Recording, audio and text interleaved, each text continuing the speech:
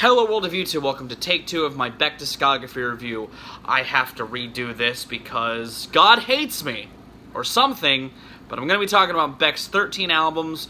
I'm going to be adorning the format brought on by some of my friends and contemporaries. I'm going to be ranking his discography and talking about each individual album, what I think of them, and to keep the spirit of my original discography reviews alive, I'm going to be giving them each awards that mean nothing other than simplifying my opinion and giving you a good jumping on point for his discography. I apologize if I seem a little agitated, but I spent a lot of time filming and editing the original one only for it to screw up.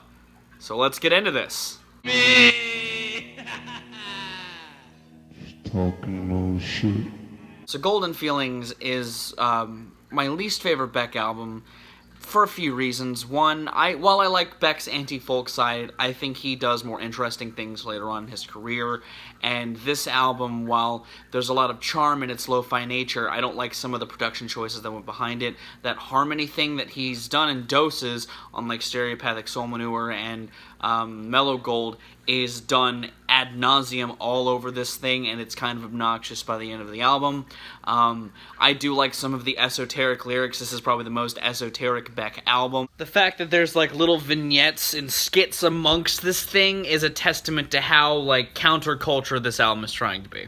But it definitely showcases what Beck was really trying to accomplish early on in his career. It's got some good charm when it's not very, very self-indulgent, and it's what it's trying to be. It's not a good jumping on point for anybody. It's more for Beck fans who want more and a more aggressive version of stuff that's on Mellow Gold and Stereopathic Soulmanure. And all my friends tell me where. So like I said, I do like early Beck, but Stereopathic Soulmanure is only a slight improvement over Golden Feelings. Yes, it doesn't have that obnoxious harmony effect on a lot of the record, and its production is a little bit better. The album itself isn't a vast improvement over the flaws on Golden Feelings, but I do like the country vignettes he takes on here more than on Golden Feelings, and even on some of the moments on One Foot in the Grave. And it's got some good noisy moments. It's got that good anti-folk feel that Beck's early material does, but he does it better than this.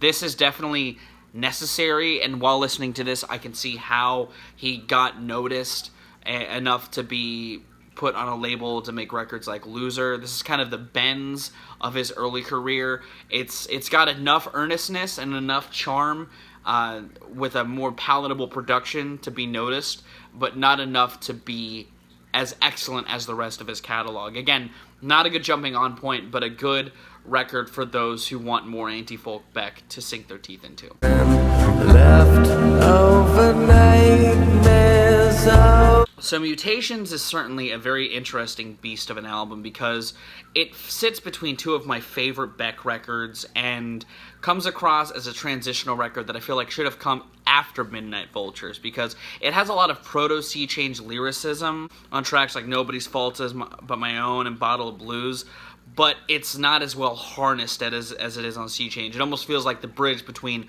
One Foot in the Grave and Sea Change, but it doesn't have enough new and what made Sea Change interesting to be as compelling of a listen in hindsight. Which is interesting because the atmospheric nuance is there, and I think that's helped by the fact that Nigel Godrich did produce this thing.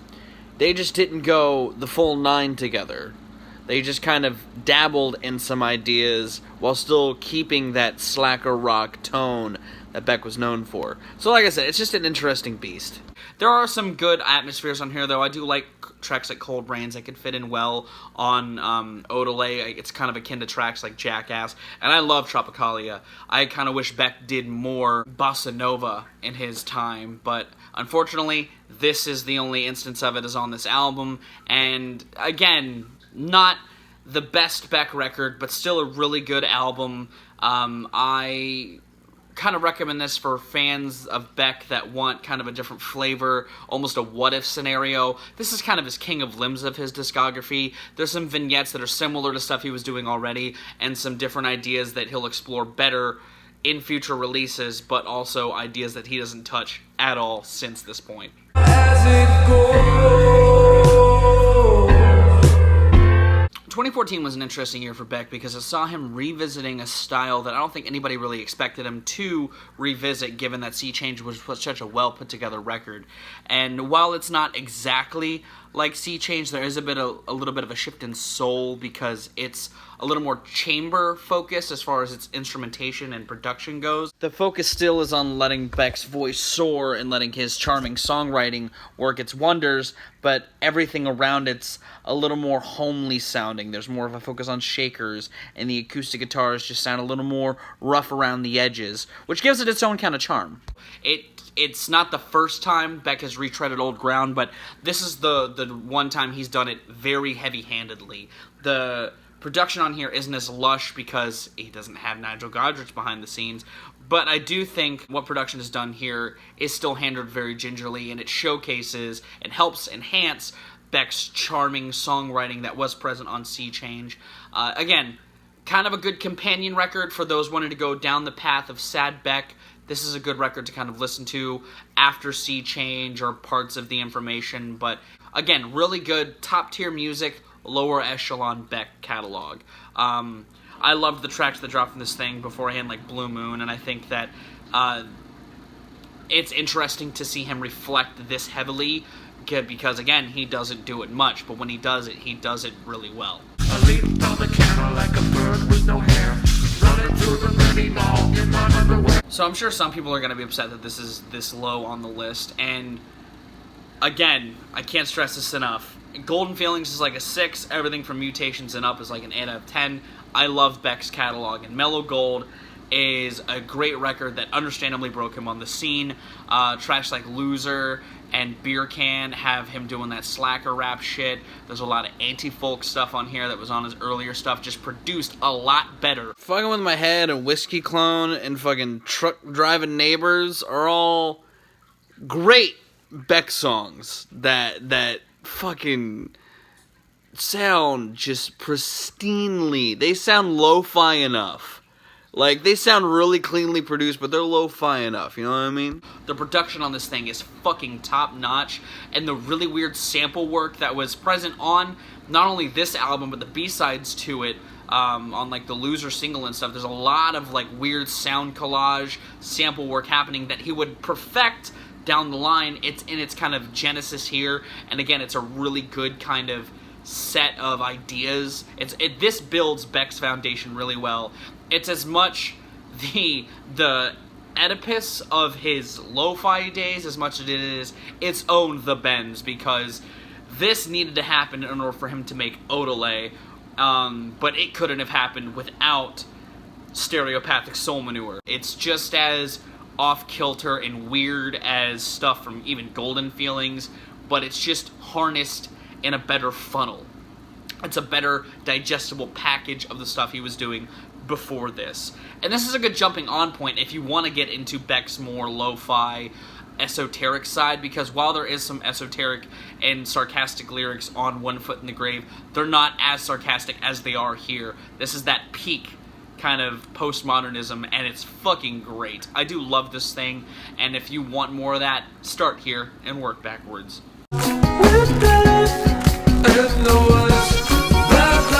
I like Odelay, so when Beck got together in 2005 with the Odelay guys and made a new record, it was a pretty fucking cool experience. And actually, this was an interesting point for me as a Beck fan, because while I grew up listening to Loser and some of the cuts from Mellow Gold and tracks from Odelay kind of popped up more as I was getting older, Guero was the album that got me really, really into Beck.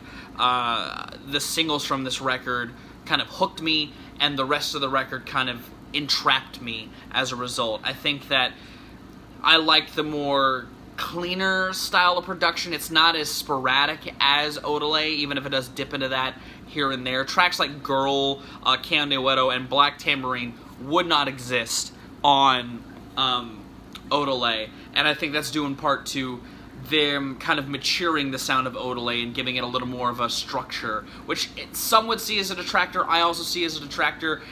But my biggest attraction for this record is it doesn't do what Beck does best, and that's grow. It more reflects. This is a very reflective album. It's not as reflective as Morning Phase. That's why I like it a little more than Morning Phase, on top of some of that nostalgia. But I think that they change enough in the foundation of Odelay to make this project feel much more fresh in the Beck zenith than anything before it or past it.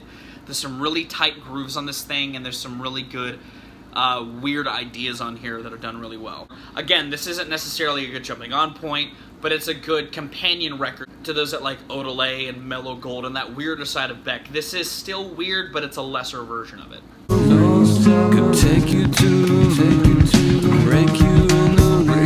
So a year after Beck made Guero, he got together with somebody that he had made an album with previously and crafted something of a different beast. And that's one of the big reasons why I love The Information. It came out while I was in that falling in love Beck swing, but it's even more weird and more different, and in hindsight, much more interesting as a result.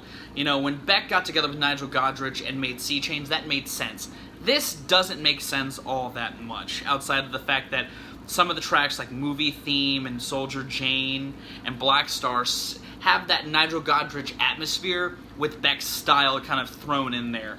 But there's a huge emphasis on hip-hop on here that I think is fucking cool, because Nigel Godrich doesn't really dip into that genre much. And he does a great job here at making a backbeat for Beck's kind of very low, dulcet rhymes to flow over. And there's some electronic textures on here that feel like almost a prototype for stuff that they would explore together on the Scott Pilgrim soundtrack, which they did together just a few years after this album's release.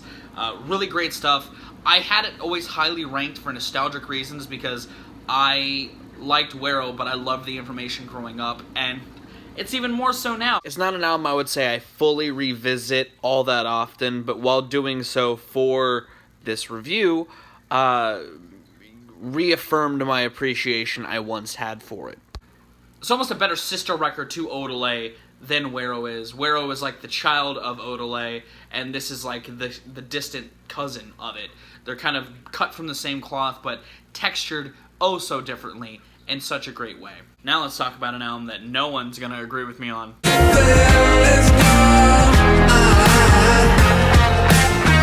Like I said in my Albums of the Year video last year, I really love Colors. And while I kind of get why Beck fans don't love this thing, I wholeheartedly love this thing. And I think it's a great jumping on point for those who are younger, who like more catchier music. There are touches of Beck's style in here, like on Dear Life and Wow, and even the solo to Dreams, like I said in my review, or my kind of overview of last year. There's touches of Beck here. It's just a much more digestible version of Beck that I feel like could get him better exposure to a brilliant catalog. Some could argue that that's kind of the antithesis of Beck's MO originally, and I would agree with that, but as a guy who likes Beck's catalog and have seen people get turned off by even the weirder sides of like Odelay, I like that he's made this more palatable record for extremely normal people.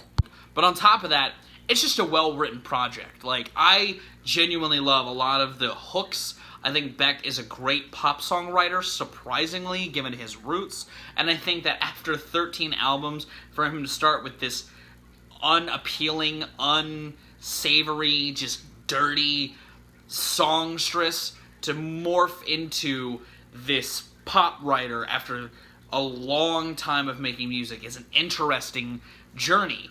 And I think that it's a well put together record on top of that. Like the idea of Beck evolving into a pop singer doesn't necessarily make sense, but it's cool that he's trying it. And I think he's pulling it off pretty well. But maybe that's just me. Now let's talk about an album that people are probably happy that I love so much.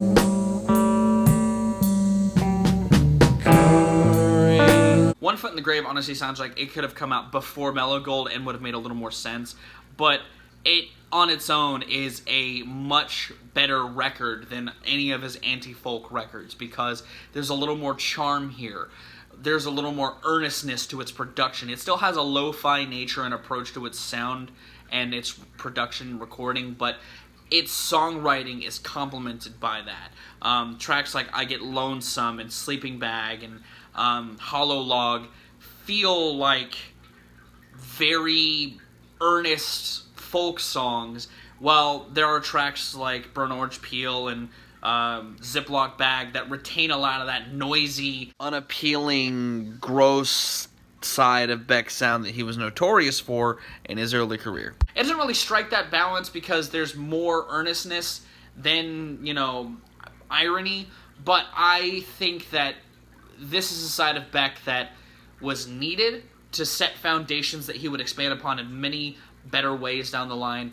But I think at its core, this is a much more charming record. I think that the lo-fi nature comes off better because the songwriting isn't as obnoxious as it is in the early days. Again, not that I hate early Beck, but out of his lo-fi, more acoustic-driven records, I like this more. I like the songs better. I like the way that it's written better, and I think that it's put together in a much better fashion. Now let's talk about an album that, again, I'm kind of in a minority for loving.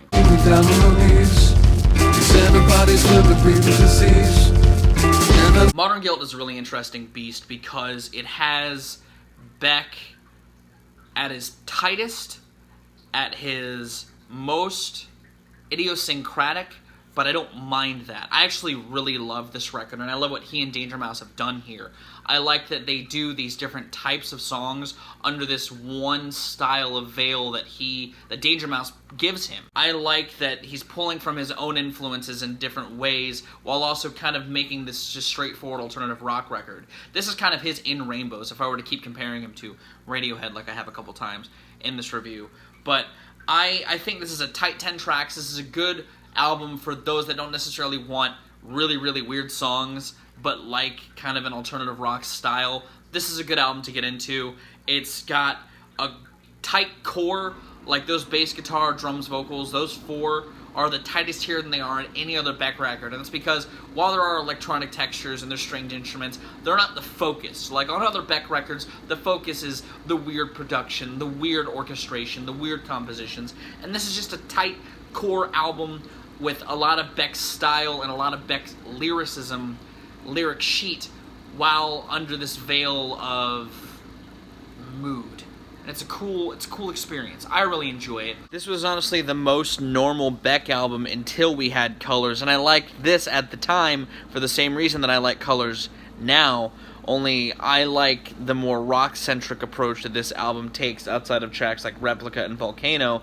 This was kind of my album to give to people that wanted a more normal side of Beck that wasn't as obtuse, because Chemtrails is a fucking brilliant tune. Same with Soul of a Man, and Profanity Prayers is so goddamn good. Baby, I love.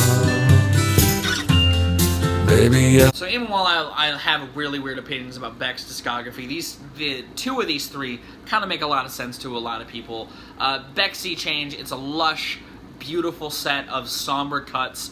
They were kind of the culmination of weird offshoots that Beck was hinting at earlier in his career, perfected here. If you like sad Beck, or you are a fan of sad indie folk music, you'll probably like Sea Change because it sets a foundation that I feel like some people in the following decade decided to get influence from. The string orchestration on tracks like Paper Tiger are just beautiful. The blunt honesty of tracks like Guess I'm Doing Fine and Already Dead and Lost Cause are so kind of gut-wrenching. Beck really hits your heart at a strong pace throughout this entire album. You could tell he was going through some shit. He and Nigel came together, made a beautiful fucking record that a lot of people are kind of divisive on as the years go on, but I still defend it. I think it's a really good record, and if you like lush, folk, singer-songwriter type music, this is going to be the album for you, with a couple of other records that I've already talked about kind of being the subsidiary albums that you visit in Beck's discography. I mean, it's one of my favorite albums of all time. It is a beautiful record, it's a touching record, and it's surprising for someone like Beck to do it because he had hints of it, but it was never this earnest, or it was never this honestly written as it is here, and it's great. It's almost like fully peeling off the mask and letting people see yourself, and it's fucking beautiful.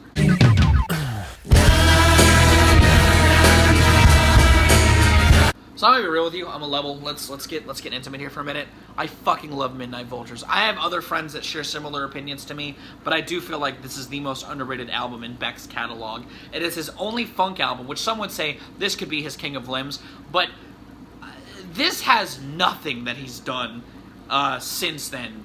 King of Limbs has some things that Radiohead's done in their time. This is kind of like his life in a glass house. Radiohead doesn't really dip into brass much. Beck never really dips into brass much after this, outside of like a texture thing. I love the grooves. I love how tight this thing is. I love Beck's falsetto on this thing. Deborah's my shit. Fucking Nicotine and Gravy is my shit. Sex Law's my shit. This album is just full of songs that are hilarious, that are over the top, and that are fucking awesome. I love this thing. I've loved it for so long. I try to get people in my camp as far as Beck fans anytime I talk about Beck, and so I'm using this platform to do the same. Please listen to Midnite Vultures. You won't be disappointed. If you want some really fun, really self-aware funk rock, Beck knows how to write it, and he knows how to write it perfectly. I fucking love this thing.